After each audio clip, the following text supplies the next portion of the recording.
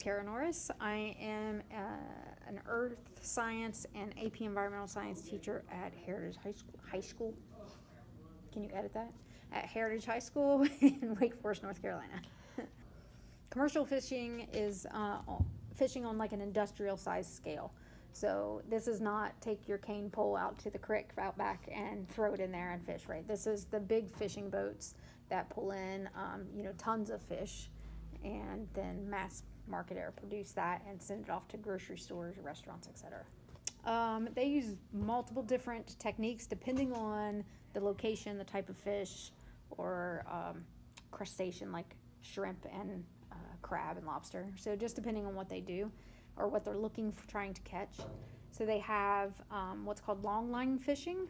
So they take a really long fishing line, and every so often periodically spaced is another line that comes off of it with a hook. They usually are trying to catch larger fish with that type of scenario, so one fish per hook.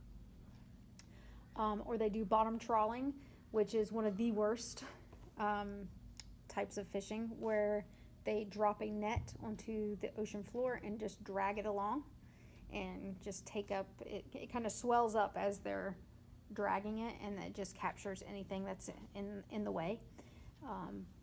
That is considered the clear cutting of the ocean, because it just collects everything, similar to clear cutting in forest where you just wipe everything out. They also use techniques such as sonar, and they will look for the fish along the ocean wherever they are and then throw their nets in. They will also use airplanes as spotters to go see where the schools of fish are and then navigate their way to that location, throw in big nets and just pull them up. That's called per scene. And that is like in Finding Nemo when they pull it up, and they're all like, swim down, swim down. That's that type of fishing. And then of course it's things like lobster and stuff, they throw the traps in and then come back and check those periodically.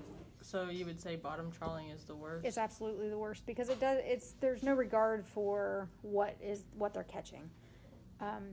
With many of the other types of fishing, they're at least looking for a specific type of fish.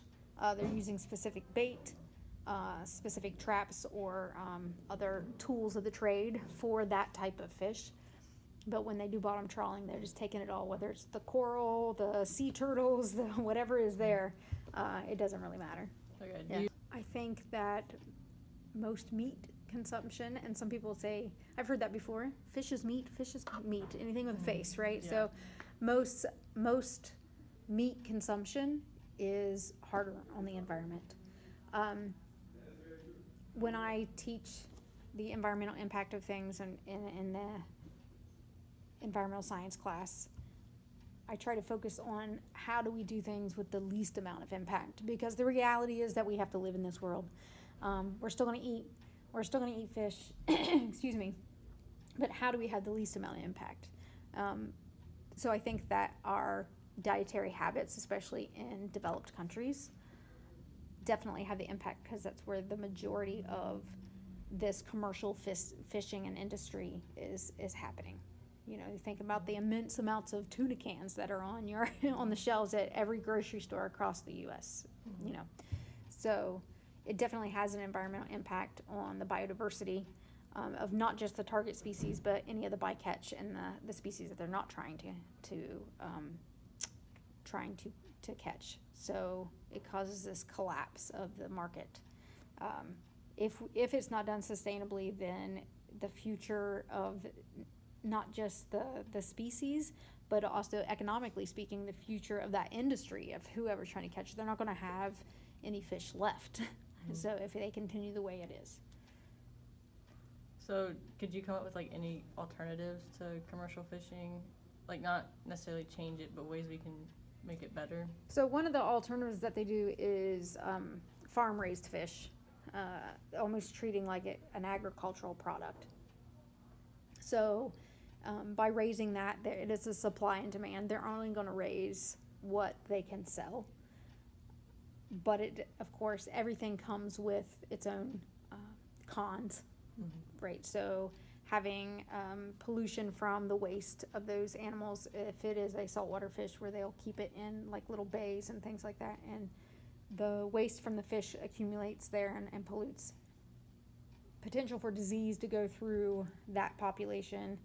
It's very similar to any other agricultural animal product, chicken or beef or anything like that. The same types of things are going to occur. If it is a freshwater fish, the potential for that fish to make it out into the waterways is an issue because they're probably not raising local fish.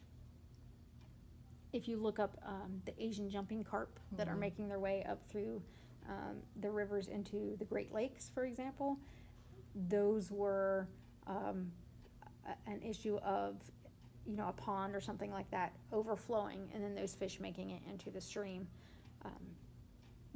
That's a common occurrence, along with other aquatic species that could happen with. So, I think that the biggest change and the biggest impact would be if everyone just limited their meat consumption. Start with one meal a day of no meat or no dairy, no animal product, no fish, no meat, no dairy, no eggs, right? Just start with one meal a day. And if everyone did that, that would have a serious impact on the amount of resources that are being used, on the amount of overfishing that is happening and things like that.